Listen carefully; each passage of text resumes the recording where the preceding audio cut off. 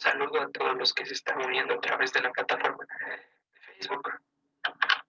Bienvenidos al estudio de la ley de Moisés por voluntad de Dios a través de los apóstoles, donde nos indicaron que el día de reposo, desde tiempos muy antiguos, hay quien predique a Moisés en las sinagogas, es decir, en las iglesias, es decir, en las congregaciones y todos sus sinónimos. Esta vez, gracias a su poder, hoy vamos a empezar con el estudio del libro de Éxodo. La primera porción del Éxodo, Shmot. De esta palabra Shmot viene el nombre del libro en hebreo. Sí, en el español lo tenemos como Éxodo. En el hebreo tenemos así como tiene en pantalla, y esto significa nombres de, y es porque así empieza el libro y así empieza el capítulo 1. ¿Ya? Tenemos que va desde el capítulo 1 hasta el capítulo 6. Es bastante extensa y tiene varios elementos que analizar. Hoy es 9 del 2021 y en el calendario es 25 de TV del 5781. Estén muy atentos porque este miércoles que viene es Rosh Hodesh nuevamente, el mandamiento de hacer sonar shofar en la luna nueva. ¿Ok? Entonces, miércoles al atardecer, miércoles a las 6:30, estamos celebrando el nuevo inicio de mes. Versículo para, para este estudio y en el cual vamos a estar haciendo hincapié, dice: así que, hermanos míos amados, estén firmes y constantes, creciendo en la obra del Señor, siempre, sabiendo que nuestro trabajo en el Señor no es en vano. No estemos como el salmista Asaf, cuando sus pies casi resbalan diciendo: en vano he guardado tus palabras en mi corazón. No nos estemos comparando con los impíos, viendo cómo, entre comillas, prosperan, sino que firmes y constantes, no poniendo los ojos en las cosas que se ven, porque son pasajeras y corruptibles, y las que no se ven son del cielo. Bien. Ya vimos la porción anterior. Vimos el hecho de cómo Jacob le pedía a José que también de jurar. Tenía que ver con actuar dentro de la misericordia y acompañar esa misericordia con la verdad, las características de un juramento. ¿Cómo podemos tener esas características o adoptarlas en nuestro andar? Pues será cumpliendo la palabra, las cuales son la fuente de estos dos elementos. Sí, con verdad nos corrige el Señor, pero con misericordia nos levanta de sus errores. En base a estos dos pilares, vamos cimentando nuestra vida en la roca, sentándonos inamovibles con la verdad, pero dispuestos a tener misericordia para quienes lo necesitan, reconociendo que nosotros hemos sido los primeros beneficiarios de ese amor infinito. ¿Okay? Segundo punto, veíamos que Jacob le decía también a José que le levante de Egipto para que vaya a dormir con sus padres. Entonces ese hecho de levantarse de Egipto, decíamos que era una expresión muy interesante porque daba a notar el hecho de desprenderse totalmente, no solo en cuerpo, como los hijos de Israel cuando salieron, sino también con el corazón, de no tener motivo alguno para volver a ver, no decir: en Egipto me iba mejor, allá tenía mis cositas, si bien es cierto estaba difícil, pero sí pasaba bien de vez en cuando. Eliminar cualquier atadura, cualquier migaja, cualquier resquicio que nos dé la ocasión siquiera de considerar los tiempos antiguos y empezar poco a poco a enlazar el corazón con las mentiras de Satanás. ¿Okay? Veíamos también cómo a Jacob se le prometía una congregación de gentiles, y posteriormente Jacob, por revelación de Dios, dice que esa congregación, y más que congregación, plenitud de los gentiles, literalmente así aparece en el texto hebreo, iba a venir de Efraín. Entonces, Vimos una brevísima reseña histórica de cómo Efraín fue dispersado, cómo desapareció, entre comillas, y ahora cómo está empezando a volver. Y aún más importante, cómo está empezando a volver, cómo nosotros hemos sido incluidos dentro de lo que se denomina como el proyecto Israel. ¿Okay? También veíamos cómo a Judá se le prometió que de él nunca se iba a apartar el centro y el legislador, y que hasta que venga Shiloh, o Shiloh, que es el Mesías, a quien se congregarían todos los pueblos. Entonces esto lo vemos una realidad muy cumplida en nuestra vida. Gracias al Señor Jesucristo, que es un rey de la casa de Judá, empezamos a congregarnos a Él de todos los lugares a los que habíamos sido expatriados. Hemos empezado a dejar los dioses a los cuales servíamos, dioses que ni nosotros ni nuestros padres conocíamos, y hemos empezado a declarar: escucha Israel, el Señor nuestro Dios, el Señor uno es. Entonces, puntos importantes de la porción anterior que espero que hayan quedado muy claritos. Y ahí sí. ¿En qué nos vamos a estar enfocando en este estudio de todos los 6 capítulos? Algo que es importante, muy importante resaltar, es la defensa de la justicia. ¿Ok? Este va a ser el enfoque. Mientras llegamos a ese enfoque, vamos a dar un breve contexto de dónde se estaba desarrollando esta historia. Vamos a abrir el libro del Éxodo capítulo 1, versículo 1. Y tenemos por título Aflicción de los israelitas en Egipto. Bien, no es ningún secreto que esta historia mayormente, o los hechos que se narran en el Éxodo, empiezan a desenvolverse en la tierra de Egipto. Y hay que analizar un poco esta palabra Egipto porque es interesante. ¿Ok? Al hebreo se le traduce como Mitzrayim, es el nombre hebreo del cual se tradujo la palabra Egipto. Y es interesante esta connotación, porque la idea de la palabra, o la raíz, o su significado en hebreo, da a entender que es un lugar pequeño y muy estrecho. Es, Se refiere también a la acción de cercar algo, o rodearlo, o asediarlo, ¿sí? Entonces, asociándolo con Egipto y viendo los sucesos que allí se dieron, significaba no que Egipto sea un lugar pequeño, ni que avance con las justas las personas que allí vivían, sino más bien al sentido de que la opresión allí contra la vida, y contra la vida entiéndase el hecho de la libertad en Dios, era constantemente agraviada y atacada por las leyes de Faraón. Entonces, entrar al círculo de Egipto era exponerse constantemente, como tienen allí, a un asedio contra la vida. Y por ende, en Egipto, un lugar tan estrecho, la dificultad para hacer crecer algo allí, para florecer algo. Todo lo contrario a Israel, ¿no? Donde la muerte es lo que se va a eliminar al final, más bien la facilidad para hacer vida allí. Sin embargo, el mundo es a lo que está acostumbrado y lo que disfruta, la estrechez y la dificultad. Se les pregunta y pues dicen, sí, es verdad que está difícil la cosa, pero así es la vida y así me gusta. Y se han acomodado, y como nosotros también antes nos habíamos acomodado a ese sistema opresor en el cual las cosas difícilmente florecen, y si florecen pues es después de muchísimo sufrimiento, para que el corazón ya no sea feliz, sino a pesar de tener lo que quiere, a pesar de lograr los objetivos, viva amargado, viva incompleto, insatisfecho, y siempre esté buscando más y una manera de no detener sus afanes. ¿Ok? Entonces en este Egipto, en este lugar difícil para la vida, empieza desarrollándose la historia. Y avanzamos ahora hacia el capítulo 1. Dice, estos son los nombres de ahí viene el nombre de la porción y del libro.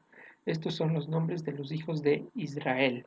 Entonces es importante porque aquí la expresión los hijos de Israel es la segunda vez en la Biblia, hasta aquí, hasta este punto, que se la manifiesta en sentido ya no solo de una familia, sino en sentido de un pueblo. Aquí se le da connotaciones más, vamos a decirlo entre comillas, nacionalistas y deja de ser, repito, resumido solo una familia. ¿Y qué quiere decir los hijos de Israel? Habíamos hablado antes o en los anteriores estudios del año pasado que Israel precisamente significaba Dios pondrá príncipe, ¿ok? O el principado es de Dios. No tanto lo que sugiere Génesis 32, donde se indica que es el que lucha y vence con Dios. Esta palabra va más allá apuntando al sentido de Dios pondrá príncipe, ¿ok? Entonces, esta palabra hijos, hemos hablado que en el pensamiento hebreo no se refiere solamente a los descendientes biológicos o consanguíneos, sino a aquellos que han sido hechos herederos de algún modo. Entonces, cuando se está refiriendo a los hijos de Israel, está diciendo en otras palabras que somos los herederos del principado de Dios. Y vamos a sustentar este comentario en Juan capítulo 1, versículo 13. Dice, vamos desde el 12. Mas a todos los que le recibieron, a los que creen en su nombre, les dio potestad de ser hechos hijos de Dios, los cuales no son engendrados de sangre, ni de voluntad de carne, ni de voluntad de varón, sino de Dios. Sí, y complementamos en Romanos capítulo 8, versículo 17. Y si hijos, también herederos, herederos de Dios y coherederos con Cristo, si es que padecemos juntamente con Él, para que juntamente con Él seamos glorificados. ¿Ya? Entonces, el Evangelio mismo nos revela ese, esa equivalencia de si somos hijos, herederos. ¿Ok? Entonces, a eso se está refiriendo y es interesante cuando dice los hijos de Israel. Ya deja de ser solo la familia de Jacob, sino se está empezando a referir a una congregación de pueblos. Entonces, volvemos a leer. Dice, estos son los nombres de los hijos de Israel que entraron en Egipto con Jacob. Cada uno entró con su familia.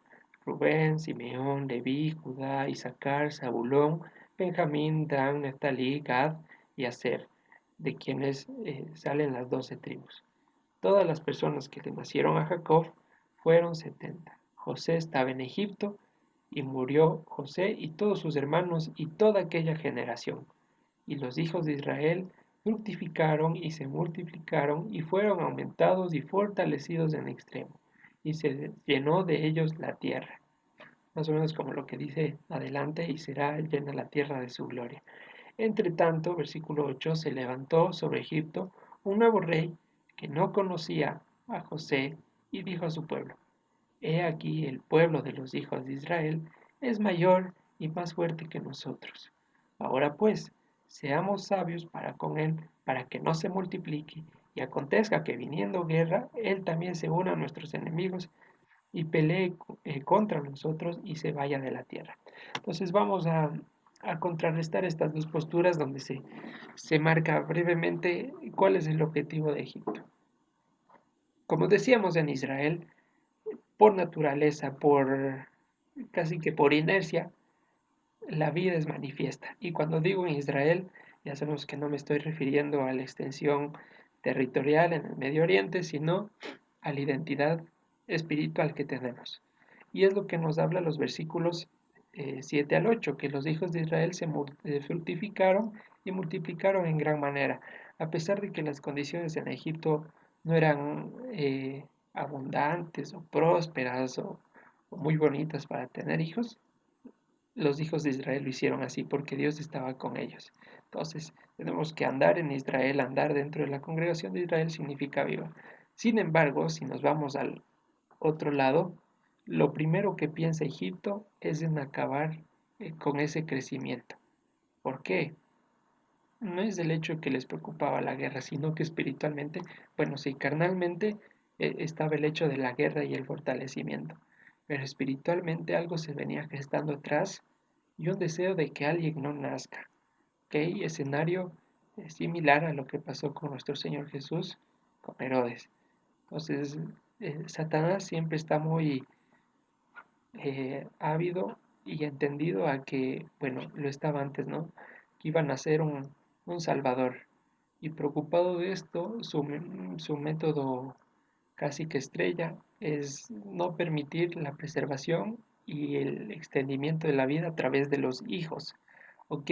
Y aquí en el versículo 10, eh, el faraón marca o habla una oración muy importante, dice, seamos sabios. Y la pregunta es, ¿en qué puede ser sabio Egipto? ¿O en qué se marca la sabiduría del mundo? Vamos a abrir 1 Corintios capítulo 3 versículo 19. Dice lo siguiente. Vamos desde el versículo 18. Dice, nadie se engaña a sí mismo. Si alguno entre ustedes se cree sabio en este siglo, hágase ignorante para que llegue a ser sabio, porque la sabiduría de este mundo es insensatez para con Dios. Pues escrito está, Él prende a los sabios en la astucia de ellos. Ok, entonces, primero nos habla que esta sabiduría que alegaban los egipcios, decía, seamos sabios, adelantémonos a las cosas, de entrada iba a ser insensatez. Y en Romanos capítulo 7, versículo 5, vamos a ver de qué se trata esta insensatez. Dice, porque mientras estábamos en la carne, las pasiones pecaminosas eran por ley, por la ley obraban en nuestros miembros, llevando fruto para muerte. Entonces, esta sabiduría insensata deriva automáticamente en muerte, y es la especialidad de Egipto, llevar a la muerte a todos los que a ella se acercan. Y segundo, y también importante considerar, del versículo 10, dice, para que viniendo la guerra también se unan nuestros enemigos y pelee contra nosotros y se vaya de la tierra. Ellos piensan así porque están acostumbrados a eso. Si vemos en posteriores pasajes de la historia, ya con Judá y con Efraín, antes de ser cautivo, lamentablemente ambos pidieron ayuda a Egipto. Y Egipto dijo en su momento, claro que sí, encantado de ayudarte, nos hubieras avisado antes. Lo mismo que dice todo el mundo, ¿qué quieres? ¿Qué necesitas? Tengo todo lo que quieres. Y el día de la guerra, el día que Efraín y Judá pusieron su confianza en Egipto, ese día Egipto desapareció y se hizo el loco.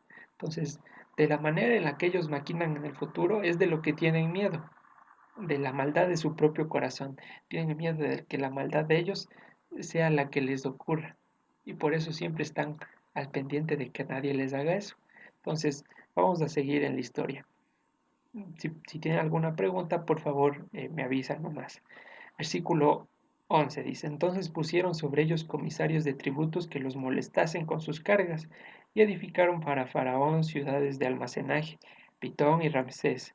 Pero cuando más los oprimían, tanto más se multiplicaban y crecían, de manera que los egipcios temían a los hijos de Israel. ¿Y qué es lo que estaba temiendo Egipto? Lo que teme siempre, los números, las posibilidades, las circunstancias, porque en eso se basa la confianza del mundo, en lo que tienes, en el número, en la abundancia, ¿ok? Y como dice el Salmo, ellos confían en sus carros y en sus caballos, mas nosotros del nombre de nuestro Dios tendremos memoria. Entendemos nosotros pues que no se trata de cuánto lleguemos a amontonar o qué multitud de ejército llegaríamos a acumular, sino de que Dios esté presente con nosotros. Pero ya que Egipto no, obviamente no va a tener conciencia del Señor, lo que ellos visualizan es el número. Y aquí hay algo importante más allá de eso que mencionar. A pesar de que la lógica, o sea, por lógica cualquiera analizaba la situación y decía, no es prudente que tengamos hijos, no, no es apto, van a nacer en esclavitud, van a pasar todo el tiempo sirviendo como esclavos, no conviene. Sin embargo, lo importante, y como hemos dicho antes, es que Israel, es decir, nosotros, no tenemos que manejarnos por el miedo. El día en que nos empecemos a manejar por el miedo a perder, quiere decir que hemos estado actuando en nuestras propias fuerzas y ya no consideramos a Dios como sustentador, sino que nos estamos sustentando nosotros mismos. Entonces en nuestra vida no cabe el miedo. Y si cabe el miedo, hay que analizar, hay que preguntarnos por qué y hay que pedirle a Dios en oración, ¿por qué estoy teniendo tanto miedo? No sé si alguien iba a participar. Bueno, eh, vamos a ver un ejemplo de varones piadosos que nos indicaron qué hacer ante el miedo. Daniel capítulo 3 versículo 15.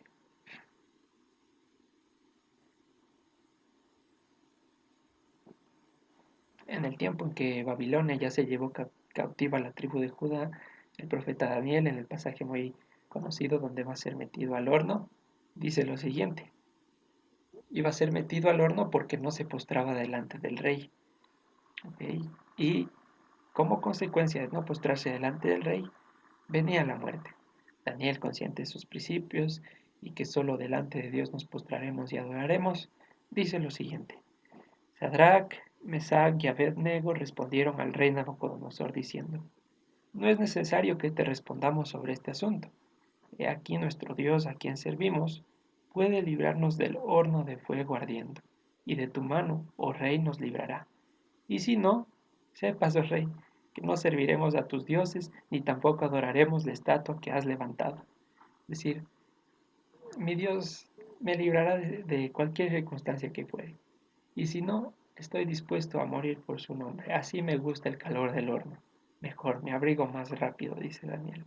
Entonces, la característica, nunca dejarnos impulsar por el miedo que maneja Egipto.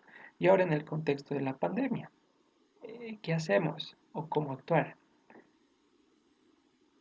El principio de congregarnos sigue estando activo. ¿Ok? No podemos abandonar la fe y consolarnos que estar en casa. Tampoco digo que salgamos corriendo a las multitudes de gente, ni tampoco que dejemos la mascarilla, porque, pues, ¿qué mandamiento estamos rompiendo al ponernos un cubrebocas? Ninguno. Pero que no sea el miedo el que nos esté apartando de Dios, que puede estar camuflado en la lógica y en la seguridad que nosotros mismos nos proveemos.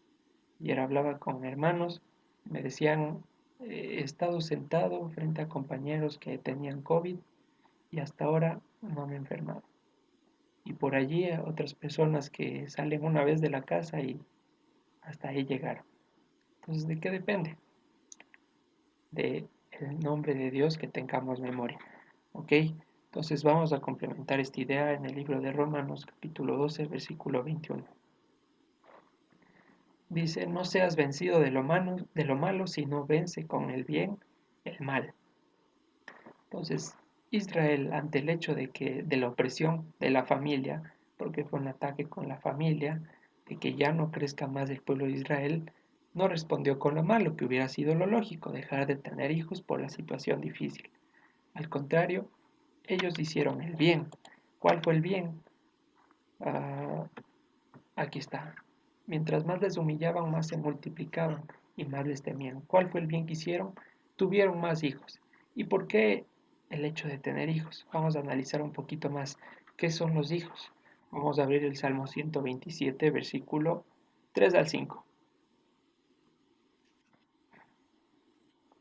Nos dice, y respondiendo a la pregunta, ¿por qué la forma de defenderse de Israel ante la opresión de Egipto fue el multiplicar sus hijos? Salmo 27, versículo 3. He aquí herencia del Señor son los hijos, cosa de estima el fruto del vientre. Como flechas en mano del valiente, así son los hijos habidos en la juventud. Bienaventurado el hombre que llenó su aljaba de ellos. No será avergonzado cuando hablare con los enemigos en la puerta. Entonces, son como saetas en manos del valiente. ¿Por qué? Porque mientras más flechas tengo un padre de familia y esas flechas estén eh, criadas en el temor del Señor, van a alcanzar más lugares. Entonces, de este modo, más que solo multiplicarse, el pueblo de Israel estaba garantizando a través de la herencia que la Torá siga fluyendo entre más y más personas, porque estos hijos seguramente predicaron un par de conocidos y así se iban adheriendo de a poco, uno, dos, tres. pero seguramente la promulgación de la ley no quedó en vano. Alguno le preguntará, le habrá preguntado, ¿y cómo haces para estar feliz en medio de la esclavitud? ¿Por qué te gusta vivir así? ¿O dónde está el gozo? Pues ahí la respuesta de nuestra fidelidad. No, es que tengo un Dios que me prometió en algún momento salir, y empezaba la predicación. ¿Ok? Entonces vamos a ver en Zacarías capítulo 9 versículo 3 dice algo impresionante y, y no al azar, no de gana. Dice Zacarías 9:13, porque he tensado para mí a Judá como arco, e hice a Efraín su flecha, y despertaré a tus hijos, oh Sión, contra tus hijos, oh Grecia, y te pondré como espada. Entonces, esto es importante porque decíamos que los hijos es un modo de expandir la ley hacia el resto del mundo. Y aquí está diciendo que a Judá le iba a poner como arco, y esas flechas que iban a salir a promulgar la ley van a ser los hijos de Efraín. ¿Ok? Nosotros somos las flechas de Dios que criados en su temor o revelados a luz, estamos volando como flechas en el día, atravesando la oscuridad y llegando a más personas con la verdad de Dios. Impresionante. ¿Sí? Vamos bien, se entendió, se vio la figura. Espero que sí. Si no, por favor, avísenme. Vamos al versículo, volvemos al capítulo 1, versículo 13. Y los egipcios hicieron servir a los hijos de Israel con dureza, y amargaron su vida con dura servidumbre, en hacer barro y ladrillo, en toda labor del campo y en todo su servicio, al cual los obligaban con rigor. Y habló el rey de Egipto a las parteras de las hebreas, una de las cuales se llamaba Cifra y otra Fua, y les dijo, cuando asistas a las hebreas en sus partos y vean el sexo, si es hijo, mátenlo, y si es hija, entonces que viva. Otro medio por el cual gobierna Egipto, e incluso hoy en día vemos que se ha recrudecido más, es desplazar de la autoridad bíblica que le fue otorgada al varón. Y no solo desplazar, sino también hacer hombres no competentes en el rol del sacerdocio, en pretexto del afán, en pretexto de, como dice, amargar la vida y recrudecer la servidumbre. Los varones dejan a un lado el estudio de la escritura, ¿ok? Pero lo dejan totalmente. Tampoco digo dejar de trabajar, sino hablo del extremo de que por el trabajo nunca estudio, nunca hablo la Biblia, etcétera, etcétera. Entonces, principalmente el rol del hombre respecto a la mujer lo estudiábamos en, en alguna porción anterior, y nos decía que en Génesis 3:16 estaba el hombre puesto para gobernar a la mujer. O sea, el deseo será el de tu marido te gobernará. ¿Y qué era el hecho de que una mujer se deje gobernar por el hombre? Veíamos en el Salmo 8, y respecto a lo que hizo nuestro Mesías, que esa función de gobernar no es el hecho autoritario de imponer cualquier voluntad, acudir a los golpes, etcétera, etcétera, o, la tendencia al machismo que se ha visto hoy, sino viene en pos de dos actividades: servir y vigilar. Para eso está un hombre en el matrimonio, para servir a su mujer y para vigilarla de las amenazas eh, que pudieran llegar. Entonces, si en un matrimonio o en la sociedad los hombres no estamos capacitados para ejercer correctamente esto, va a suceder lo que advierte segunda de Timoteo capítulo 3 versículo 6, cuando habla de los hombres de los postreros días. Dice, porque de estos son los que se meten en las casas y llevan cautivas a las mujercillas cargadas de pecados, arrastradas por diversas concupiscencias. Estas siempre están aprendiendo y nunca pueden llegar al conocimiento de la verdad. ¿Por qué? Porque la figura del varón, cuya cabeza es Cristo, está ausente, y los que entran a llevarse cautivas a las mujeres son los siervos de Egipto. Y es lo que busca al eliminar la figura del varón. Y hoy en día sucede eso. ¿Ok? Entonces hay que tener cuidado con esta situación. Vamos a volver a Éxodo capítulo 1 y nos quedamos en el versículo 16. 17 dice, pero las parteras temieron a Dios y no hicieron como les mandó el rey de Egipto, sino que preservaron la vida a los niños. Y el rey de Egipto hizo llamar a las parteras y les dijo, ¿por qué han hecho esto que han preservado la vida de los niños? Y las parteras respondieron a Faraón, porque las mujeres hebreas no son como las egipcias, pues son robustas y dan a luz antes que la partera venga a ellas. ¿Estaban mintiendo por preservar la vida? Sí, pero a la final fue en pos de defender la justicia. Y vamos a analizarlo más adelante, que quede ahí la idea. Y versículo 20, y Dios hizo bien a las parteras y el pueblo se multiplicó y se fortaleció en gran manera. Y por haber las parteras temido a Dios, él prosperó a sus familias. Entonces Faraón mandó a todo su pueblo diciendo, echen al río a todo hijo que nazca y a toda hija, preservar la vida. Entonces aquí el enemigo por medio de Faraón ya se puso al 100% y la amenaza subió al máximo. De acuerdo con Hechos 7:17 nos revela que para este tiempo se acercaba el momento para cumplirse la promesa. ¿Qué promesa? Vamos a ver. Hechos 7:17. Dice, pero cuando se acercaba el tiempo de la promesa que Dios había jurado a Abraham, el pueblo creció y se multiplicó en Egipto. Nos dice qué promesa. Dice, hasta que se levantó en Egipto otro rey que conocía a José.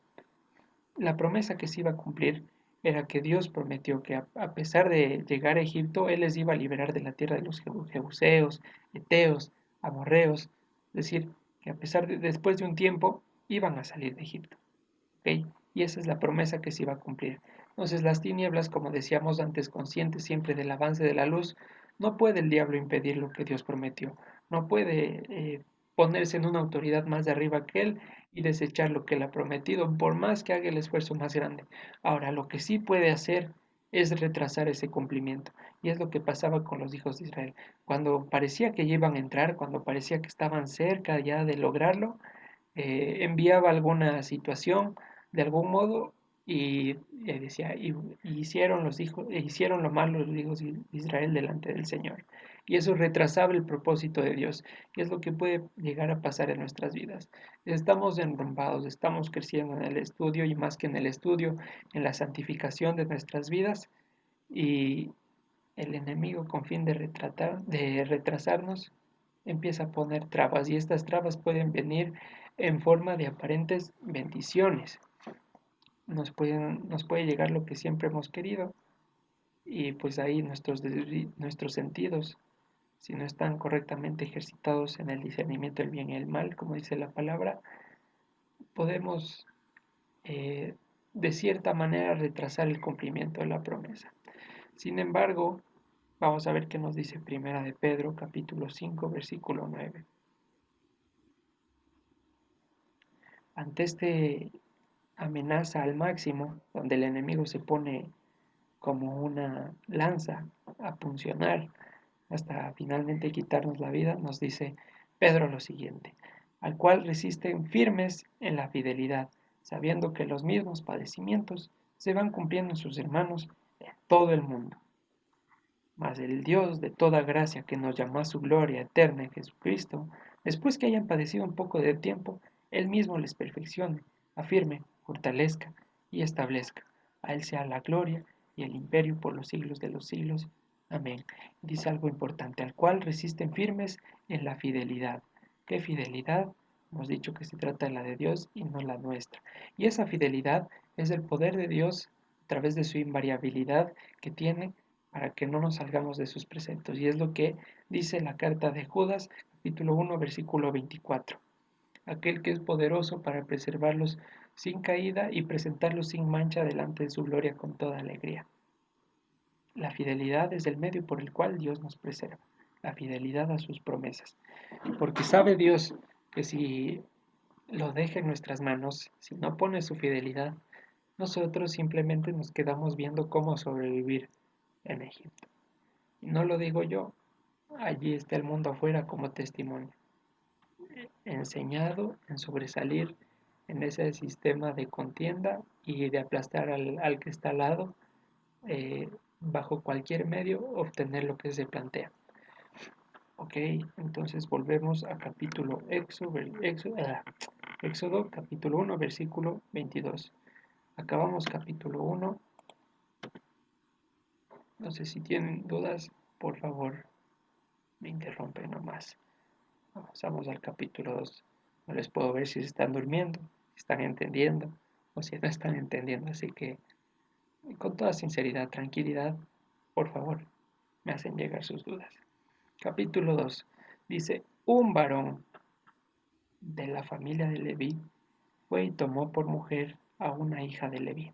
Esta palabra, un varón, y hemos explicado también antes qué significa el hecho de ser un varón. No solo está evocando a la figura masculina, sino habla de un personaje masculino que está correctamente enseñado en el temor del Señor.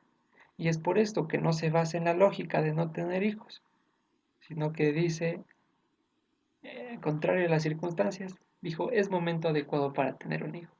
¿Por qué? Porque lo hago para el Señor y Él me sustentará. Por eso es un varón, porque no se deja llevar por las circunstancias, sino por lo que dice la palabra y las promesas que están allí escritas. Versículo 2. La que concibió y dio los un hijo y viéndole que era bueno, ok, al reemplazar la palabra y hermoso, literalmente dice que era bueno, le tuvo escondido 3 meses, pero no pudiendo ocultarle más tiempo, tomó una arquilla de juncos y la calafateó con asfalto y brea y colocó en ella al niño y puso en un carrizal a la orilla del río. Y una hermana suya se puso a lo lejos para ver lo que le acontecería.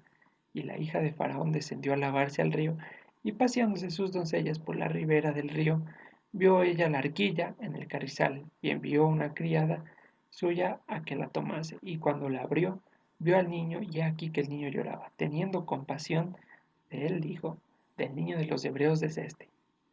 ¿Cómo lo supo? Es una pregunta interesante. Posibilidad que puede suceder es que quizá lo reconoció por la circuncisión. Fuera de eso, no se me ocurre otra posibilidad, sinceramente. Entonces, queda abierta esa pregunta. Entonces su hermana dijo a la hija de Faraón, ¿la hermana de quién? De Moisés. Iré a llamarte una nodriza de las hebreas para que te críe este niño. Y la hija de Faraón respondió, ve. Entonces fue la doncella y llamó a la madre del niño, a la cual dijo la hija de Faraón, lleva a este niño y críamelo, y yo te lo pagaré. Y la mujer tomó al niño y lo crió. Esa maravilla de los planes de Dios. Están creciendo en un contexto de persecución máxima, y aún así Dios le permite a la propia madre criar a su hijo, fuera de peligro, bajo orden de una de las hijas de Faraón. Dice, y cuando el niño creció, ella lo trajo a la hija de Faraón, lo cual lo prohijó y le puso por nombre Moisés, diciendo, porque de las aguas lo saqué. Entonces, tuvo un tiempo en el que se crió en el contexto hebreo, le habrán enseñado algunas cosas, quizá las básicas por cuestión de la edad. Aquí no menciona cuánto tiempo creció el niño, si fue a los 10 años, a los 15, a los 7, no sabemos, pero lo que sí es seguro es que le habrán enseñado ciertos valores y virtudes, ¿ok? Entonces vuelve al contexto egipcio. Dice aquí, quizá también lo reconoció por las mantas del tipo de tela que lo envolvían. Es una posibilidad muy interesante. Sí puede ser y sí puede caber. Muy interesante. Entonces, vamos al versículo 11. Dice, en aquellos días sucedió que crecido ya Moisés salió a sus hermanos. Entonces ahí nos da una pista de que efectivamente Moisés estaba consciente de, de en qué contexto se estaba desarrollando y cómo fue que llegó al palacio de Egipto. Y los vio en sus duras tareas y observó a un egipcio que golpeaba a uno de los hebreos, sus hermanos. Entonces miró a todas partes y viendo que no aparecía nadie, mató al egipcio y lo escondió en la arena. Al día siguiente salió y vio a dos hebreos que reñían. Entonces dijo al que maltrataba al otro, ¿por qué golpeas a tu prójimo? Y él respondió, ¿quién te ha puesto a ti por príncipe y juez sobre nosotros? ¿piensas matarme como mataste al egipcio? Entonces Moisés tuvo miedo y dijo, ciertamente esto ha sido descubierto. Hechos capítulo 7 nos revela que para este momento de la historia Moisés tenía 40 años, ok, de acuerdo al testimonio de Pablo. Ahora, ¿cuál es el problema? Moisés, habiendo sido enseñado en la cultura egipcia, también lo dice Hechos 7, siendo enseñado en las ideas y en sus costumbres y en su modo de pensar, seguramente lo aplicó a la situación que vivía. Y dijo, a ver, mis hermanos están viviendo en un contexto de presión. Y yo que soy experimentado, que tengo un lugar de cierta jerarquía, seguramente si les aplico fuerza, como he aprendido antes, van a resultar las cosas bien. Y eso es el problema de imponer nuestras condiciones, nuestros tiempos y nuestras maneras de hacer las cosas antes que consultar a Dios. ¿Y cuál fue la consecuencia de esto? Oyendo Faraón acerca de este hecho, procuró matar a Moisés, pero Moisés huyó delante de Faraón y habitó en la tierra de Madián. El hecho de huir a un lugar ya da la idea de que no salió en buenos términos, ni salió en paz. Y esa es la consecuencia de adelantarnos a las decisiones que puede o no tomar Dios. Apresurar las cosas porque en mi justicia yo considero que es momento de intervenir, sin preguntarle a Dios, sin preguntar si es la manera en la que le agrada y sin preguntar si estoy apto para las cosas que voy a hacer. Y es básicamente todo lo que incumplió Moisés. Entonces, antes de actuar, nosotros tenemos que hacernos esas preguntas. ¿Es el tiempo? ¿Lo estoy haciendo de la manera correcta? Es decir, ¿estoy cumpliendo el correcto procedimiento? ¿Estoy actuando conforme a tu llamado, que es la condición principal que tenemos que cumplir antes de dar un paso? Consultarlo delante del Señor. Si lo hago saltándome todos estos requisitos de cierta manera, voy a desgastarme y voy a crear señales en el corazón que van a empezar a retrasar el cumplimiento de la promesa y que me van a poner trabas. Entonces, allí lo he puesto en la pantalla. No son las mías y cuando intento imponer mi voluntad a Dios, empiezo a desgastarme, empiezo a tener consecuencias adversas. ¿Ok? Entonces, aquí un error de Moisés. Pensar que se trataba de la fuerza que él aplique o de los conocimientos que él había tenido. Avanzamos. Aquí viene algo muy interesante. Versículo 16. Y estando sentado junto al pozo, siete hijas que tenía el sacerdote de Madián vinieron a sacar agua para llenar las pilas y dar de beber a las ovejas de su padre. Y quería dar de beber agua a las ovejas. Ojo con esa figura. Mas los pastores vinieron y las echaron de allí. Entonces Moisés se levantó y las defendió y dio de beber a sus ovejas. Vayan sintonizándose a qué se parece. Y volviendo ellas a Reel, su padre, él les dijo, ¿por qué han venido hoy tan pronto? Es decir, esto ya nos da una idea.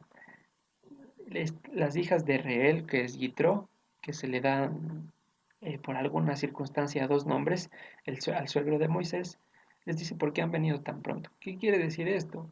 Que ya estaba habituado a esa práctica que a las hijas les aparten, les hagan de menos y no les dejen dar de beber a sus ovejas. Es decir, la injusticia se había normalizado en Madián, ¿ok? Y más que en Madián, cerca del pozo. Entonces, era normal que las hijas lleguen tarde, quizá golpeadas, quizá desarregladas. Sin embargo, la respuesta es interesante y nos da eh, un valor profético muy genial. Dice, ellas respondieron, un varón egipcio nos defendió de la mano de los pastores y también nos sacó el agua y dio de beber a las ovejas. No es lo mismo que hace Moisés con el pueblo. Defiende de pastores extraños y da de beber agua, que es la ley, a las ovejas de la casa de Israel. Es lo mismo y aquí las hijas están eh, dando un tráiler de lo que iba a ser Moisés en el futuro. Un varón que defiende de la mano de pastores extraños y saca agua, consigue el agua, aparte sus pastores, aparta la amenaza y saca la ley para dar de beber a las ovejas en tranquilidad. Entonces vamos a leer Jeremías 23, 1, 5. Creo que está explicando la figura y la analogía que quiero dar a entender. Jeremías capítulo 23, 1, 5. Ay de los pastores que destruyen y dispersan las ovejas de mi rebaño, dice el Señor. Por tanto, así he dicho el Señor, Dios de Israel, a los pastores que apacientan mi pueblo. Ustedes dispersaron mis ovejas y las espantaron y no las han cuidado. He aquí que yo castigo la maldad de sus obras, dice el Señor. Y yo mismo recogeré el remanente de mis ovejas de todas las tierras a donde las eché, y las haré volver a sus moradas, y crecerán y se multiplicarán. Y pondré sobre ellas pastores que las apacienten, y no temerán más, ni se amedrentarán, ni serán menoscabadas, dice el Señor. He aquí vienen días, dice el Señor, que levantaré a David, renuevo justo, y reinará como rey, el cual será dichoso y hará juicio y justicia en la tierra. Entonces dice, yo mismo voy a recoger a las ovejas de mi redil. ¿Cómo lo voy a hacer? Voy a levantar a David, renuevo justo, es decir, de la descendencia de él, voy a levantar al rey que va a encargarse de finalmente congregar las ovejas. Y es lo que dice en Juan 10. Las ovejas oyen mi voz, me siguen. Los maestros de la ley, es decir, los fariseos en esa época, se habían pervertido y estaban haciendo aquí lo mismo con el pueblo de Israel. Sacaban el agua y ni siquiera la bebían ellos, simplemente la regaban, porque si lo hubieran bebido no se hubiera dado ese grado de injusticia. Entonces estos pastores en la época de Jesús estaban desperdiciando el agua, desparramando el agua, gozándose en la injusticia, siendo pastores de su padre el diablo, como les dice Jesús. Hasta que, bueno, aquí vemos que vino Moisés y terminó con esa injusticia. Vino Jesús y al poner la ley en nuestros corazones terminó con con esa exclusividad que tenían ciertos grupos religiosos en la época y dejó de hacer la interpretación y la revelación de la palabra algo privado, sino que empezó a regarlo en sus ovejas, en todo el prado, les dio de beber agua. Y ahora nosotros tenemos que cumplir esa figura de Moisés, como dice Mateo 10:16. Vamos a leerlo.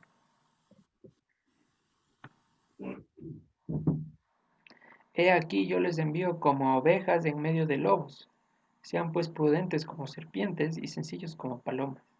Y guárdense de los hombres, porque les entregarán a los concilios y en sus sinagogas les azotarán. Y nuevamente, sinagoga, entiéndase iglesia, entiéndase congregación.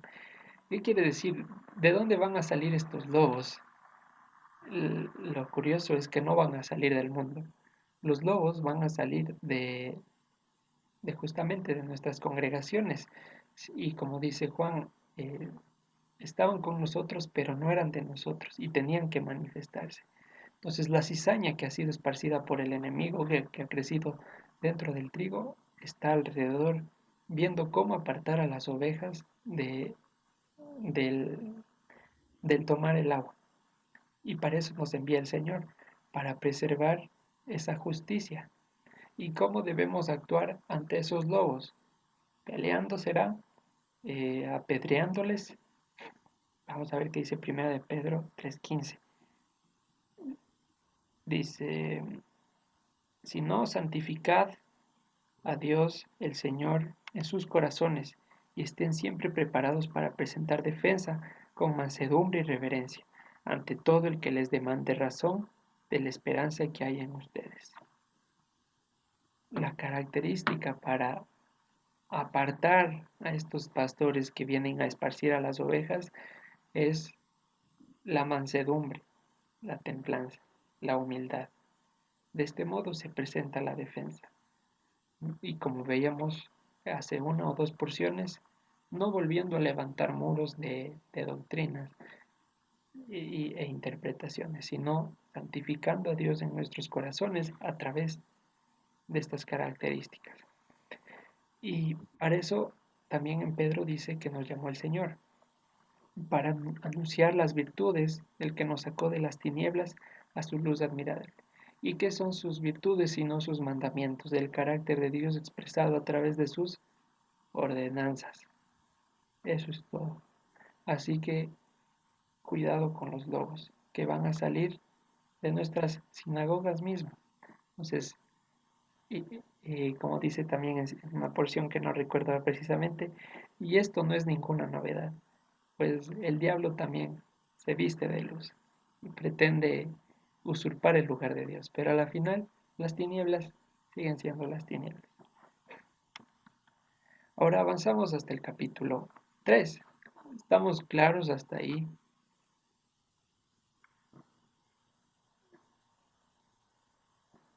Muy bien, espero que sí.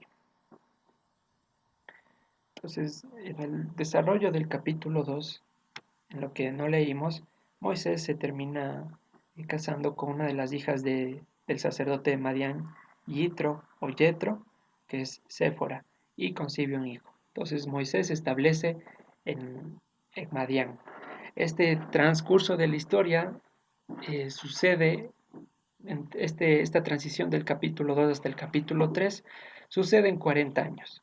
Hay que estar conscientes del tiempo, que aquí parece que no pasan ni 10 segundos, sin embargo, sucede en 40 años.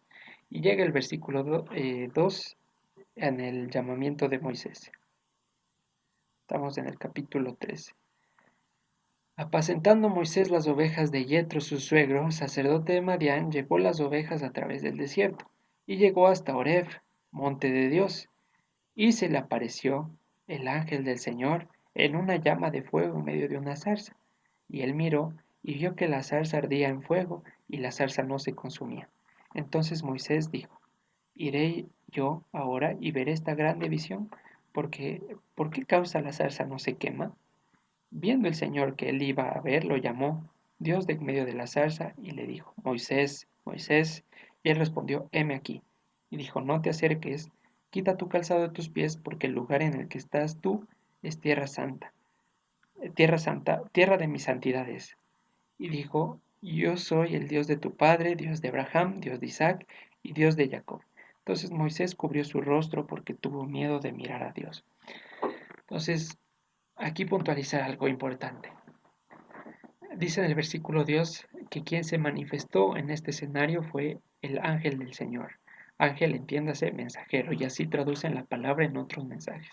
El mensajero del Señor, el portavoz de su palabra, fue quien se presentó en medio de una llama de fuego. ¿Y por qué es importante mencionar esto?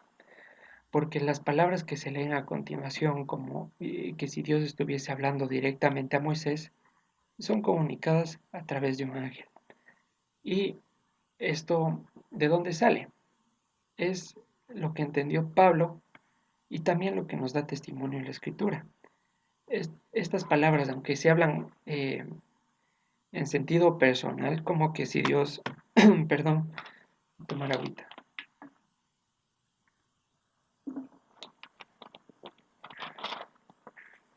Ahí estamos bien. Estas palabras que se hablan como que si Dios estuviera hablando directamente allí en la zarza con Moisés, son llegadas a través del mensajero. Y dicen Hechos capítulo 7, versículo 35. A este Moisés, a quien habían rechazado diciendo, ¿quién te ha puesto por gobernante y juez? A este lo envió Dios como gobernante y libertador por mano del ángel que se le apareció en la zarza. Entonces, quien estaba hablando con Moisés fue un mensajero del Señor. Este mensajero leyó la sentencia del Dios Altísimo. Y veamos qué dice en Hebreos 2 para complementar en esta idea. Dice, porque si la palabra dicha por medio de los ángeles fue firme y toda transgresión y desobediencia recibió justa retribución, ¿cómo escaparemos nosotros si descuidamos una salvación tan grande, la cual habiendo sido anunciada primeramente por el Señor, nos fue confirmada por los que lo oyeron? Entonces, este anuncio de los ángeles era una idea que la tenía Pablo muy clara, y el escritor de la carta a los hebreos también. La palabra del Señor, aunque el texto sugiere que eh, o la traducción daría a entender como que si Dios estuviera en ese lugar hablando a Moisés, es el ángel del Señor, que no es Jesús, como estudiamos antes, el que está haciendo la lectura de esta sentencia. Y allí dice, se cubrió el rostro delante de Dios, también dice allí. Entonces, hablamos también que esta palabra Elohim significa o es usada para referirse a Dios, para referirse a un mensajero, para referirse a un juez y para referirse a otras potestades. Y en su momento vimos los versículos que evidenciaban ese uso. ¿Ok? Entonces, ¿qué había en la zarza? La visión del rostro de Dios, como en su momento fue la nube en el cielo que guardaba a los hijos de Israel en la mañana, y como en la noche el torbellino de fuego. Tanto la nube como el torbellino fueron visiones o manifestaciones del rostro de Dios. Y así lo fue la zarza.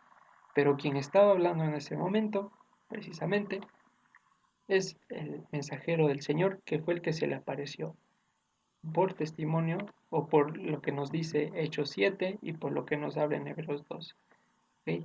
Entonces, todas esas palabras que se leen a continuación, Pablo nos dice que fueron por mano del ángel. Entonces, y ahora un punto importante aquí, y una analogía, que es muy, muy bonita de entenderla. Dice Moisés que vio una zarza que no se consumía. La Biblia utiliza el modelo de árboles eh, para compararlo a los hombres. Es decir, a los hombres en algunos pasajes se los manifiesta como árboles. Entonces, ¿qué quiere decir un árbol que con el fuego de Dios no era consumido? Y se propone la siguiente analogía. Cuando el hombre entra en juicio con Dios, es decir, cuando se expone a recibir ese fuego, ya sea para destrucción o para purificación, es decir, cuando entra a orar al Padre, hablábamos que la oración es hecho de ponernos a juicio con Dios, confesar nuestras debilidades y someternos y clamar a Él misericordia.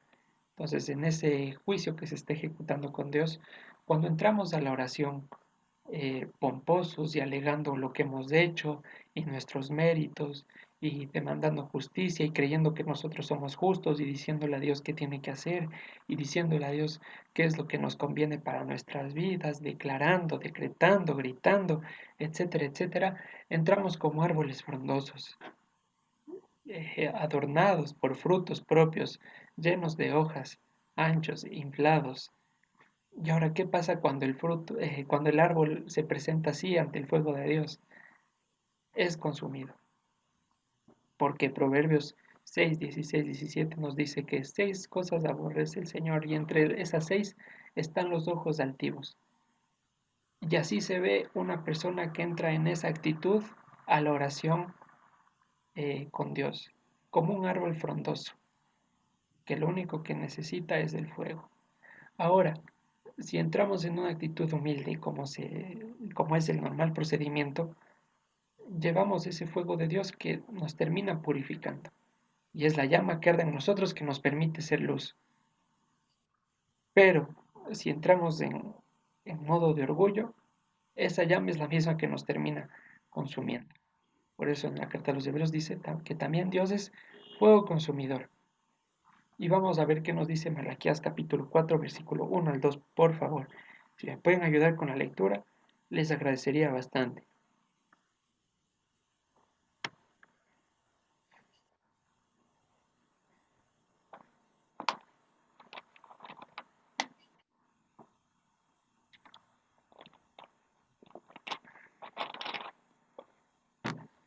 Amén, Carlitos. Malaquías 4:1, ¿no?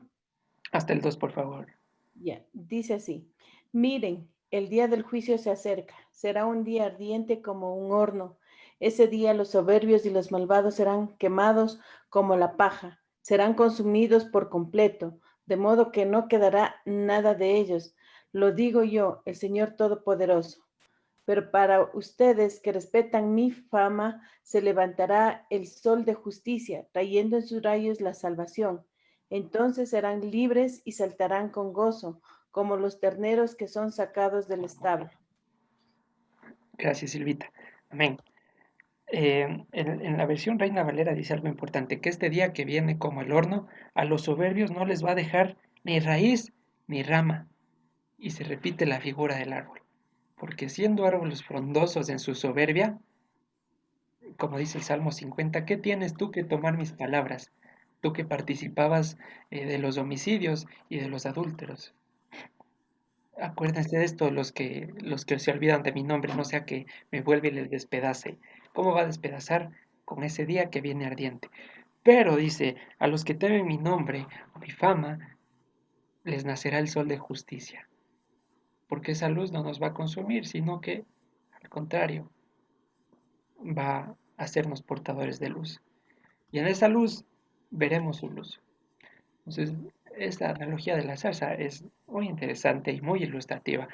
Tiene algunas otras más, según lo que he visto, pero esta me pareció importante. Cómo nos estamos presentando cuando entramos en juicio con Dios. A exigir o a clamar. A veces puede ser involuntario y, y- y la necesidad nos impulsa a caer en ese modo de demandar a Dios las cosas.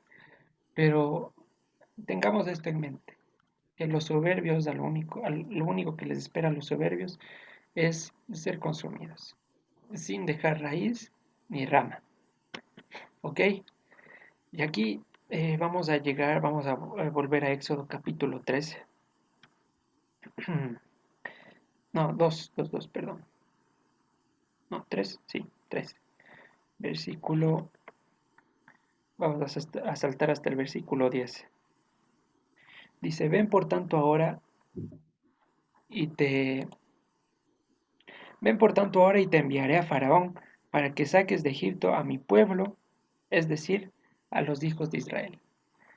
Y aquí establecer un punto muy clarísimo y que de una vez por todas se elimine toda duda.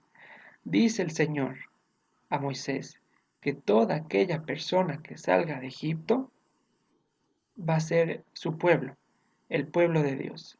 Y este pueblo de Dios no lleva otro nombre sino que los hijos de Israel. Entonces, todo creyente que asegure haber salido de Egipto, porque estoy seguro que eso sí todos vamos a decir, todos hemos sido convertidos en hijos de Israel. Entonces, imposible decir hoy en día, soy pueblo de Dios, pero no soy parte de Israel. Imposible, porque aquí el Señor en el versículo 10 dice que va a liberar a su pueblo. ¿Y quién es su pueblo? Los hijos de Israel. Y ahora, analicemos un poquito hacia el futuro. ¿Quiénes salieron de Egipto? No solo salieron los descendientes de sangre, las familias de Jacob, no solo salieron los hebreos, sino también salieron varios gentiles, varios pueblos o naciones que se anexaron a los hijos de Israel por la sangre. Y aún así fueron convertidos y fueron catalogados como pueblo de Dios. Otra cosa muy diferente es que estos descendientes de la sangre hayan escuchado a los gentiles y se hayan terminado apartando. Pero también hubo el otro caso, gentiles extranjeros que se terminaron convirtiendo al Dios de Israel, como el caso de Caleb. Entonces, fin de la crisis de identidad. Versículo 10. Lo leo de nuevo. Ve por tanto ahora y te enviaré a Faraón para que saques de Egipto a mi pueblo. ¿Quién es su pueblo? Los hijos de Israel. No más, no menos. Si vinimos de los gentiles o si tenemos descendencia sanguínea, eso no importa. Somos hijos de Israel por el simple hecho de haber sido rescatados de Egipto con brazo fuerte. ¿Ok? Entonces, eso es todo. Somos hijos de Israel y digámoslo con toda seguridad. Que el mundo no se avergüenza de decir, eh, no se avergüenza de exhibir sus pecados y de sentirse orgulloso. No se avergüenza. Y es más, alguna vez pusimos este ejemplo. Si a alguien le ven comiendo pizza y le dicen italiano, no se ofende. Si a alguien, no sé, le ven comiendo una hamburguesa y le dicen que parece gringo, no se ofende. Pero si llevamos tzitzit y nos dicen que parecemos judíos, causa un poco de rechazo. No tiene que ser esto así. Tenemos que, con mucha felicidad y siendo luz a los demás, exhibir que somos hijos de Israel. exhibir, porque una luz no se pone debajo de la mesa. Ok, avanzamos hasta el versículo 11. Dice, entonces Moisés respondió a Dios, ¿quién soy yo para que vaya a Faraón y saque de Egipto a los hijos de Israel? Y aquí vemos una de las consecuencias de actuar a destiempo.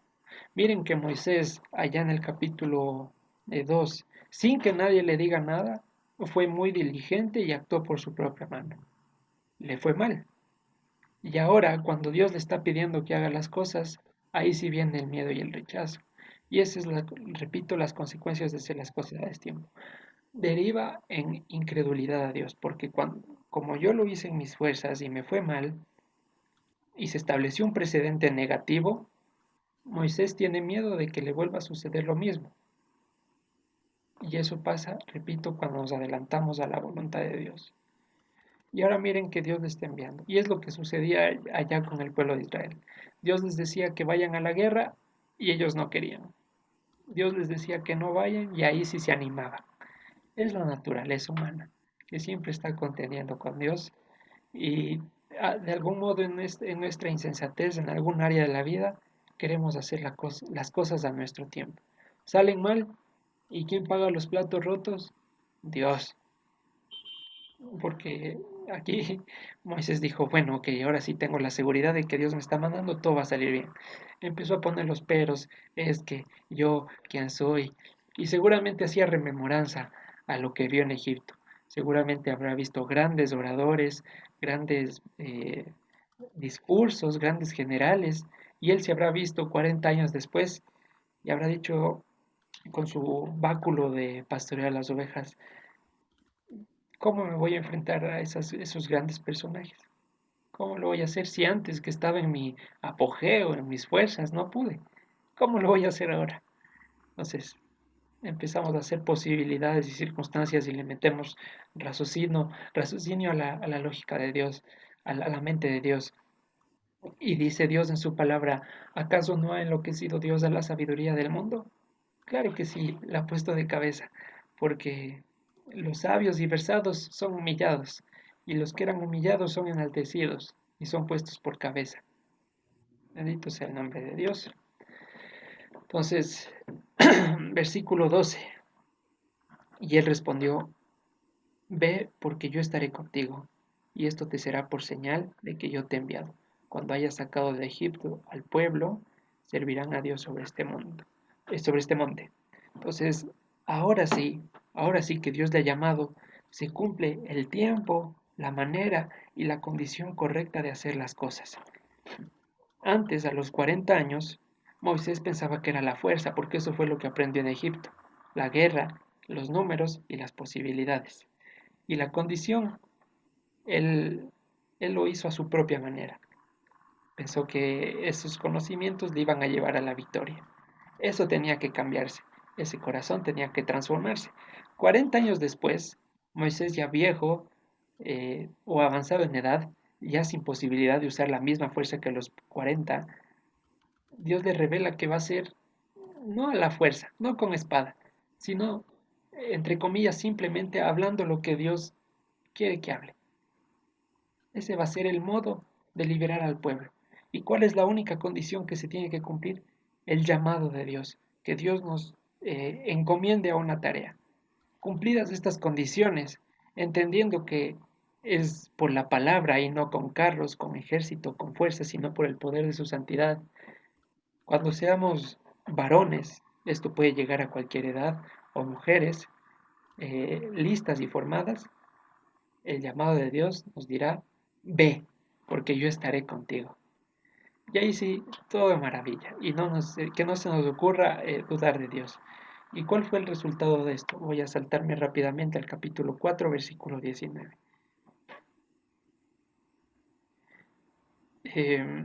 Dijo el Señor a Moisés en Madián, ve y vuélvete a Egipto, porque han muerto todos los que procuraban tu muerte. Ahora sí, Moisés, es tiempo de ejercerme justicia en la tierra. Ahora sí, ya que has entendido que no se trata de ti, sino se trata de mí. Glorifica a Dios en tu cuerpo, en tu mente. Maravilloso. Avanzamos. Van a disculparme con el tiempo, pero siendo que es la apertura del Éxodo, hay muchos elementos a tratar y vamos a demorarnos un poquito más.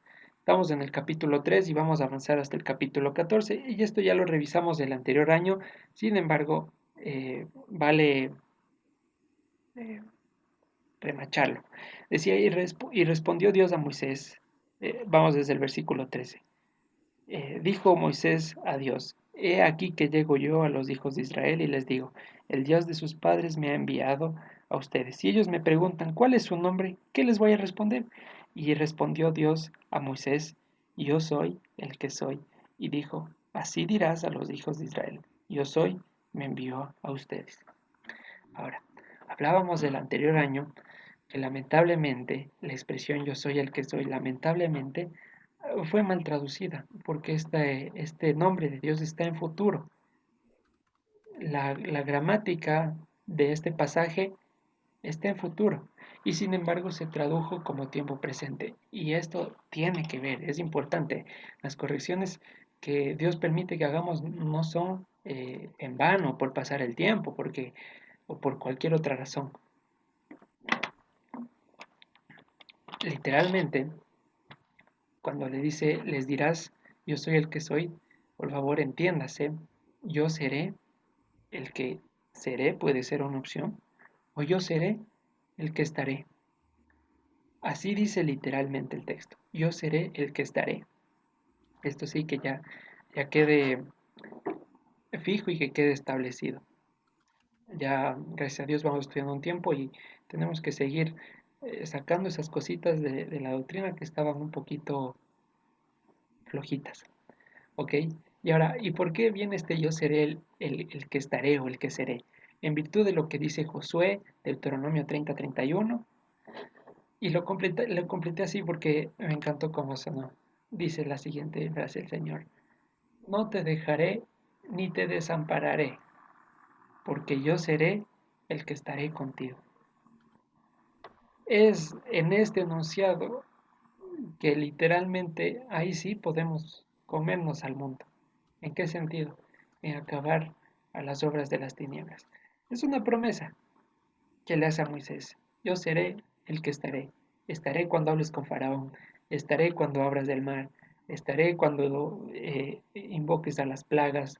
Estaré cuando conduzcas al pueblo por la tierra. No te voy a dejar ni te voy a desamparar. Yo estaré contigo. ¿Ok? Esto que quede claro, por favor. Avanzamos hasta el versículo 18. Dice, y oirán tu voz, e irás tú y los ancianos de Israel al rey de Egipto, y le dirán, el Señor, el Dios de los hebreos, nos ha encontrado. Por tanto, nosotros iremos ahora en camino de 3 días por el desierto para que ofrezcamos sacrificios. Versículo 18, el Señor le dice algo de manera a futuro y promesa y le asegura. Y oirán tu voz. ¿Qué quiere decir esto?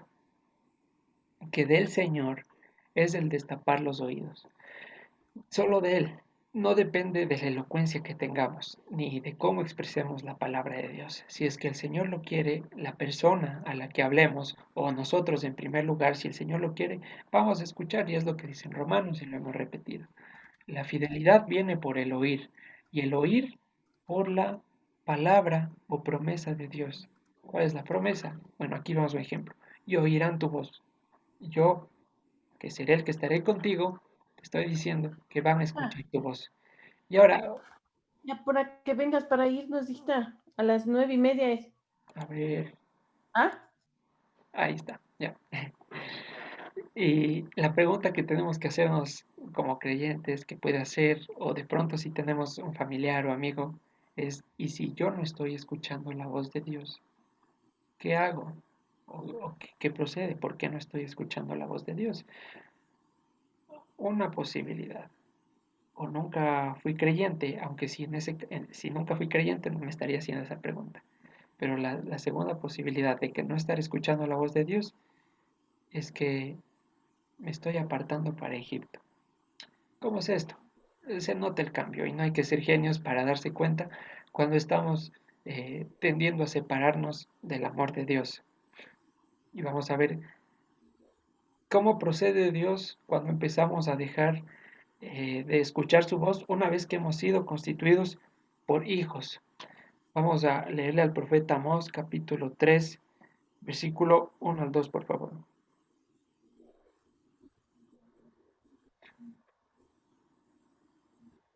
Escuchen esta palabra que ha hablado el Señor contra ustedes, hijos de Israel, contra toda la familia que hice subir de la tierra de Egipto. Dice así: a ustedes solamente he conocido de todas las familias de la tierra, por tanto les castigaré por todas sus maldades.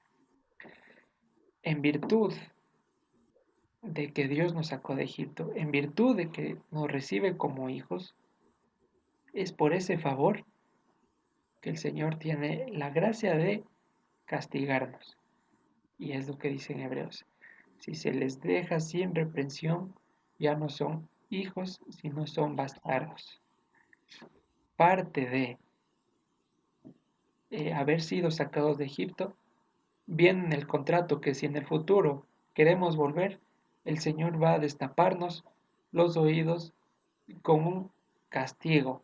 Y en Amós 3:6 dice: ¿habrá algún mal en la ciudad sin que el Señor lo haya causado? Entonces, el Señor hace el mal, no hacía solo el bien. ¿Qué entendemos por el mal de Dios? O, o si nos preguntan, aquí Dios dice que hace el mal, entonces es malvado. ¿Cómo entendemos el mal de Dios?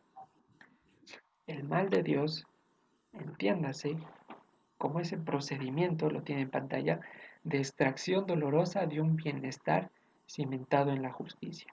Es decir, nosotros tomamos como mal cuando Dios nos quita un ídolo y decimos: Dios, ¿por qué permites tal o cual circunstancia?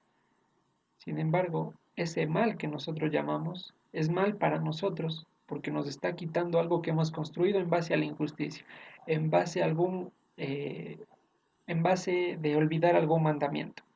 Y a eso nosotros nos parece que es injusto. Y decimos como Malaquías y como Asaf: en vano he guardado las palabras de Dios, porque los que no te creen no solamente que olvidan tus mandamientos, sino que se burlan. Yo en vano me he santificado. Y pensamos que Dios es malo con nosotros por no darnos lo que queremos.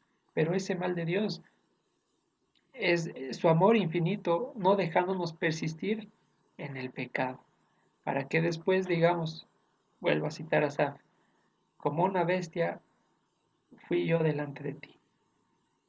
No entendía y mis pies casi resbalan.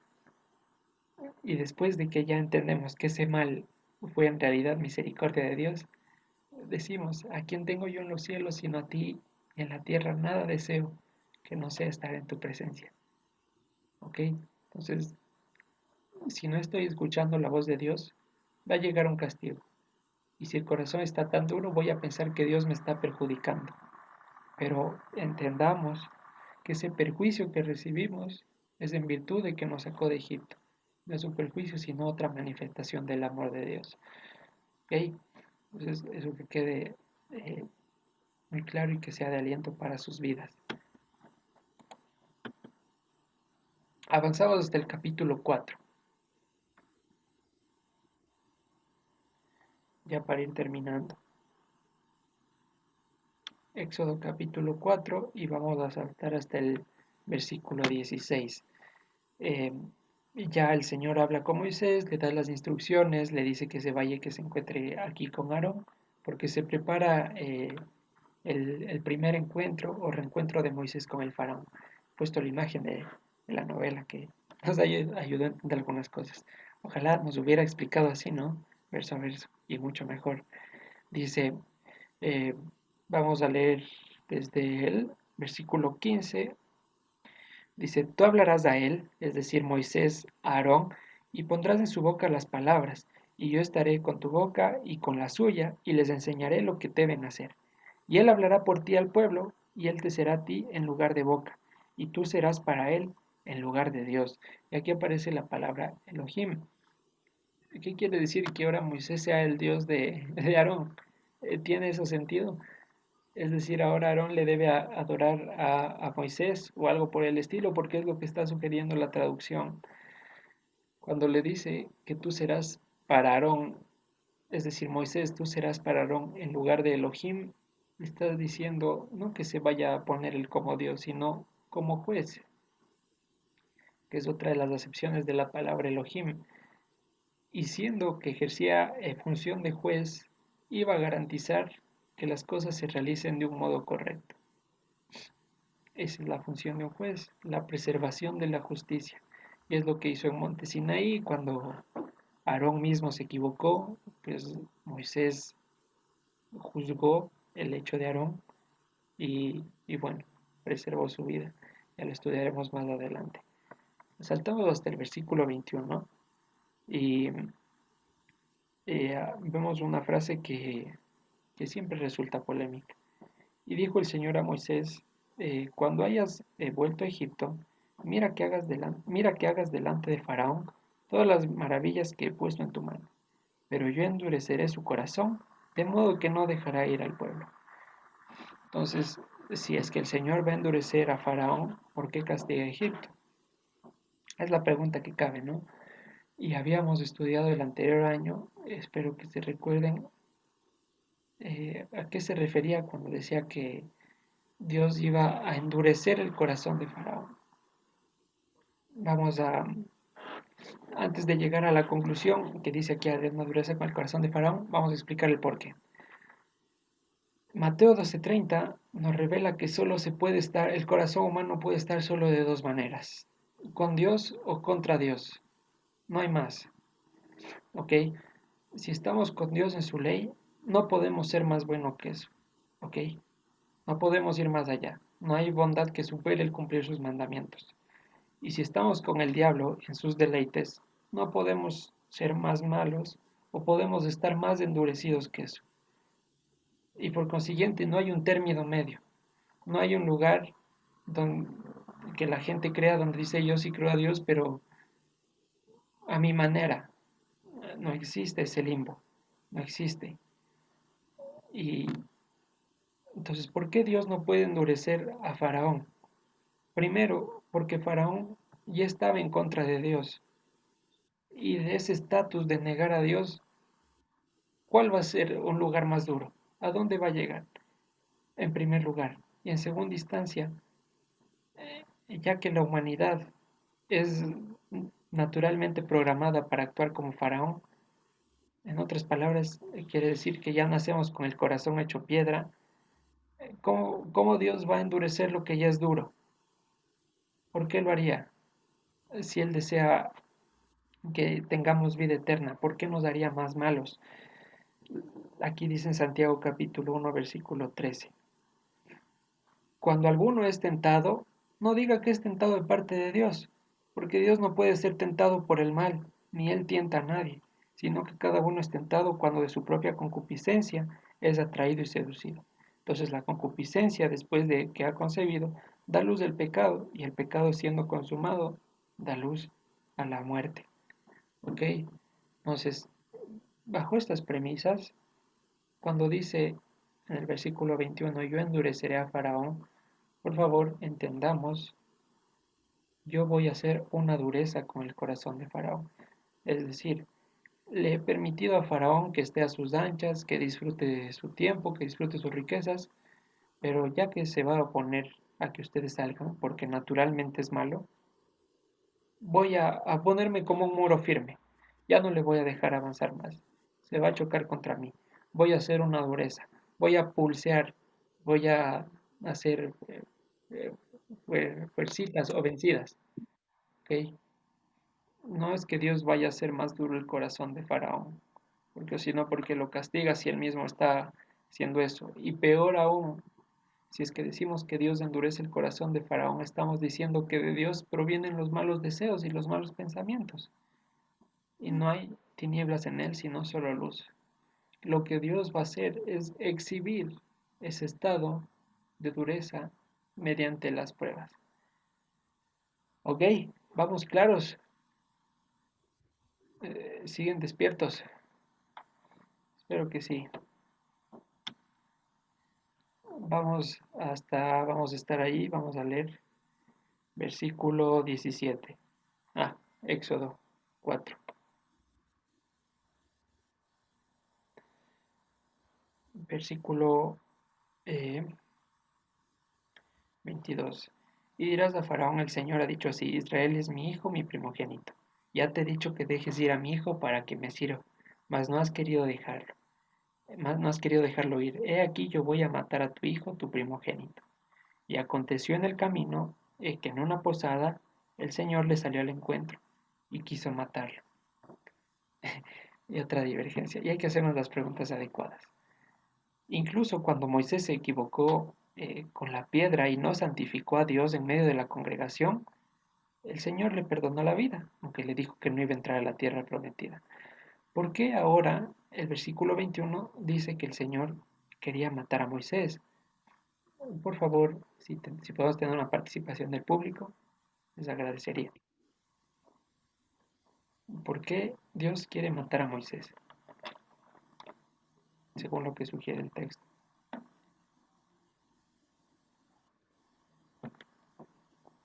¿Alguien? ¿Nadie? Bueno, cuando dice el Señor le salió al encuentro y el texto pone una coma, una pausa, una separación. Y aquí aparece y quiso matarlo. ¿Quién? Dios no tiene por qué matar a Moisés si recién está encomendando a la obra. ¿Por qué le va a matar? Lo que se ha omitido, bueno, no se ha omitido, lo que se dio por entendido es lo siguiente. El Señor le salió al encuentro y el enemigo quiso matarlo. ¿Por qué quiso matarlo? Cuando más enrumbados estemos, después de que Moisés ya finalmente entendió el llamado y lo aceptó en su corazón y dijo: ok, Señor, eres tú, y cuando más afilados estamos como saetas listos para ser disparados y el enemigo se ve acorralado, puede que se dé el escenario de que él mismo salga al encuentro con el fin de acabarnos. Puede que se dé ese escenario. Y ahí, ¿qué nos dice Santiago? Resistan al diablo y él huirá de ustedes. Sométanse a Dios y así nos acercaremos a él. Entonces, por favor, que se entienda el versículo 21, que no es que Dios quiso matar a Moisés de la nada, o se aburrió de Moisés, se equivocó, dijo: no, no, borrón y cuenta nueva, voy a escoger otra persona de la nada, y, y le quiso matar. No, el enemigo le salió a la contra y quiso matar a Moisés. Y bueno, a continuación se da la circuncisión de Moisés y se libra de alcanzar la muerte. Vamos a avanzar hasta el versículo 31. Moisés llega al Marquitos, pueblo, ¿sí? no es en el versículo 21, es el 24 de lo que estás Ay, explicando. perdón, sí, es el versículo 24. Sí, gracias, gracias, Sandrita. Versículo 24. Gracias. Saltamos hasta el versículo 31. Moisés llega con el pueblo, a los ancianos, les comunica que Dios ha escuchado su clamor, y cuando escuchamos la palabra del Señor, se cumplen las siguientes características. El pueblo creyó, y oyendo que el Señor los había visitado a los hijos de Israel y que había visto su aflicción, se inclinaron y adoraron. ¿Cómo sabemos que estamos oyendo la palabra de Dios? Porque producto de escucharle, terminamos rendidos en humillación, reconociendo que no somos nada.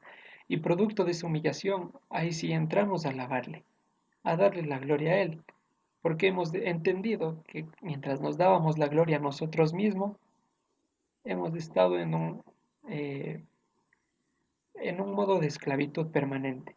Pero es cuando Dios nos habla, cuando Moisés les dijo lo que Dios había mandado decir, por consecuencia, inmediatamente se produce la humillación en nuestros corazones y eso deriva en alabanza. Y es lo que mostraba Pedro. Apártate de mí, Señor, que soy pecador.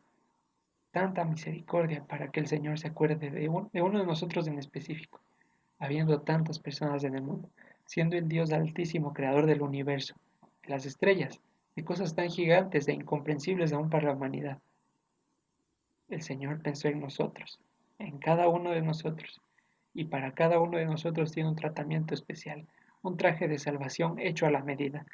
Eso es inexplicable y es una de las cosas más asombrosas de nuestro Dios. ¿Ok? Entonces, ya vamos acabando ahora sí. Y llega en el capítulo 5. Y en este capítulo 5 se muestra cómo hoy en día Egipto sigue perpetuando su reino en parte del pueblo de Dios y a través de un mandamiento. Vamos a leer la historia del capítulo 5. Después Moisés y Aarón entraron a la presencia de Faraón y le dijeron: El Señor Dios de Israel dice así: deja ir a mi pueblo a celebrarme fiesta en el desierto. Y Faraón respondió: ¿quién es el Señor para que yo oiga su voz y deje ir a Israel? Yo no conozco al Señor, ni tampoco dejaré ir a Israel. Y ellos dijeron: el Dios de los hebreos nos ha encontrado. Iremos pues ahora camino de 3 días por el desierto y ofreceremos sacrificios al Señor nuestro Dios, para que no venga sobre nosotros con peste o con espada. Entonces el rey de Egipto les dijo: Moisés y Aarón, ¿por qué hacen cesar al pueblo de su trabajo? Vuelvan a sus tareas. Y esto pasa con un mandamiento en particular. Cuando intentamos guardar Shabbat, o cuando empezamos a predicar a otro hermano, ni siquiera incrédulo, a otro hermano, que guarde el Shabbat, tenemos las siguientes respuestas. Eso es para los judíos, todos los días son del Señor, y, y si el hermano pues de pronto está un poco más egipciado, nos dirá lo siguiente: si no trabajo yo, ¿de dónde mantengo? En otras palabras, ¿por qué me hace cesar a mí de mi provisión? ¿Por qué quieres que no coma? ¿Sí? Entonces, ¿por qué la oposición al Shabbat? Vamos a ver por qué. Entonces, versículo 5. Dijo también Faraón: he aquí el pueblo de la tierra es ahora mucho y ustedes le hacen cesar de sus tareas. Y mandó Faraón aquel mismo día a los cuadrilleros del pueblo que lo tenían a cargo y a sus capataces diciendo: de aquí en adelante no darán paja al pueblo para hacer ladrillo como hasta ahora. Vayan ellos y recojan por sí mismos la paja, y les impondrán la misma tarea de ladrillo que hacían antes, y no les disminuirán nada, porque están ociosos. Por eso levantan la voz diciendo: vamos y ofrezcamos sacrificios a nuestro Dios. Entonces, Egipto sale, ¿no?, ante el deseo de cumplir con la santidad de Dios. Quieren celebrar fiesta a Dios, quieren guardar el día de reposo. Tengan su fiesta, dejen de ser ociosos. Y aquí se ve algo importante. Israel estaba ocioso, estaban viviendo como personas libres, estaban viviendo en un trabajo normal. No, no estaban ociosos, ya vivían en un régimen de esclavitud y ya vivían y trabajaban en condiciones que no eran aptas. Y aún así Faraón les dice que dejen de estar ociosos. Y esto es del sistema que aplica hoy el mundo. Aumenta los afanes y aumenta las necesidades inventadas con el fin de que seamos envueltos más y más y más y más. Y esto nos tiene muy ocupados en el mundo, pero sí nos tiene ociosos en la escritura. Y ese sí es el problema. Cuando estamos ociosos en la palabra. Cuando de los 6 días no descansamos del séptimo, el que debemos descansar, y aún en el séptimo, que es hoy Shabbat, seguimos esclavizados en Egipto, haciendo las cosas y diciendo: pero es que si no hago hoy, ¿cuándo? Es que hoy es el único día que tengo para hacer mis cositas, etcétera, etcétera. Y no digo que no, seguramente todos tenemos muchas ocupaciones. E incluso en el peor de los casos, el trabajo no es un impedimento para cumplir el Shabbat, en el peor de los casos, porque puedo predicar en mi trabajo, puedo hablar del Señor en las ocupaciones que tenga. Lo que sí no puedo permitirme es caer en la vaguería de no estudiar la escritura. Y esto ya es del extremo, ¿no? En pretexto de las actividades, nunca abrir la palabra de Dios, y es lo que hablábamos al principio. Y vamos a ver qué nos dice la escritura. Efesios capítulo 5, versículo 15. Mirad pues con diligencia cómo anden, no como necios, sino como sabios, aprovechando bien el tiempo, porque los días son malos. Y ahora, ¿cómo ando como necio? ¿Cómo no aprovecho el bien? Jeremías 17, versículo 21, por favor.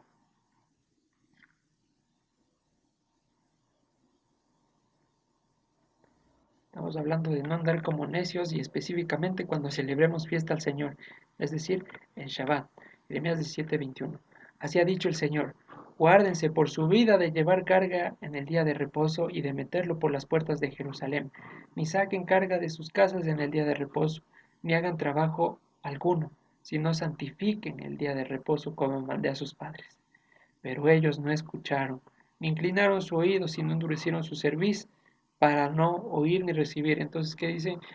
Yo quiero seguir siendo esclavo. No me gusta tener la paz en el Señor, quiero seguir siendo esclavo.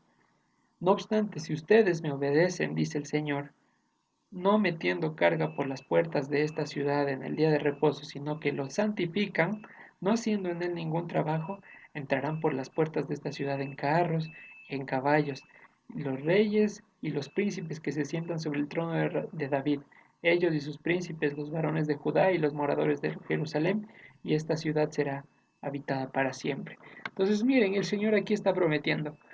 Yo sé que tú estás afanado por conseguir carros, caballos y vivir como príncipe, pero te digo que el método no es trabajar en el Shabbat. Si, si de algún modo, eh, si tienes, esa es tu preocupación, cómo sustentar, cómo conseguir carros y caballos, yo te digo que si obedeces mi día de reposo, así entrarás a Jerusalén, en carros y en caballos. Y dejando esto, el tema material, que no se trata del tema material, sino cómo vamos a enfrentar estos tiempos que ya se siguen acortando y que sigan llegando al final. Salmo 55, versículo 22. Porque me pueden decir, bueno, pues usted no trabaja y no mantiene la casa y por lo tanto no puede hablar. Y el argumento es válido. Sin embargo, yo no estoy hablando de mi experiencia, ni estamos estudiando mi vida, estamos estudiando la palabra. Y es lo que dice el Señor. Salmo 55, 22 nos hace la siguiente recomendación. Echa sobre el Señor tu carga y Él te sustentará. No dejará para siempre caído al justo. Es lo que dice el Señor. Echa sobre el Señor tu carga, y especialmente en Shabbat. No la saques de tu casa, ni la hagas de entrar por la puerta. Echa sobre el Señor tu carga. Como dice en 1 Pedro, echando sobre Él toda ansiedad, para que seamos, y ahí sí aprovechemos el tiempo como sabios y no como necios, porque los días son malos. Entonces, en resumen, Egipto mantiene un sistema antivida a través de la maximización de los afanes. Y a continuación les he preparado unas evidencias de cómo está la situación hoy en día. Sistema antivida. 77% de las mujeres valora más tener trabajo que ser madre o tener pareja. Tienen la fuente allí. Otra, ¿por qué las nuevas generaciones no quieren tener hijos? La semana pasada la foto de una pareja colombiana celebrando que nunca serían padres se volvió viral en todo el mundo. Aunque recibieron muchas críticas, su pensamiento refleja el de muchos jóvenes, que prefieren cumplir otras expectativas, entiéndase afanes de Egipto, antes que dejar descendientes. ¿Egipto sigue reinando hoy en día? Sí. ¿Se acabó el imperio, las pirámides de los faraones? Sí, pero espiritualmente sigue muy vigente. ¿Cómo lo enfrentaremos? No siendo ociosos en la palabra, ni tampoco descuidando nuestros labores, porque Dios no nos manda a ser irresponsables, pero sí dedicando tiempo al Señor. No se trata de cuánto le dediquemos, sino de que el Señor nos revele. Y eso puede suceder en 10 segundos, como puede suceder en todo el Shabbat o en un año, no lo sé, depende del Señor. Entonces, lo que sí quiero hacer la conciencia es de que nos dediquemos al Señor en este día de reposo al máximo, tanto como nuestras circunstancias lo permitan. Y si por alguna circunstancia estamos envueltos en algún afán, eh, pidámosle al Señor que nos libere y que nos permite guardar Shabbat, echando sobre Él nuestra carga, que dice que Él no dejará a nadie caído. Y el tema de hoy que no avanzamos a ver, sino que quería hacer un recorrido completo, pues bueno, va a quedar pendiente. Ya nos hemos extendido muchísimo más que de costumbre y vamos a dejarlo en pausa este estudio y vamos a dejar pendiente la finalización, Dios permita, para el siguiente Shabbat, en virtud y en respeto de las ocupaciones y demás estudios que tendrán todos. Entonces, aquí vamos a ponerle un stop al estudio y voy a finalizar la transmisión en Facebook. Gracias a todos los hermanos que se han conectado y que han estado con nosotros. Shabbat Shalom. Les invitamos a que se unan en el resto de las transmisiones a lo largo del día y, si Dios permite, también asistir a la congregación. Un fuerte abrazo a los hermanos en Facebook y a todos los que vean este video. Shabbat Shalom.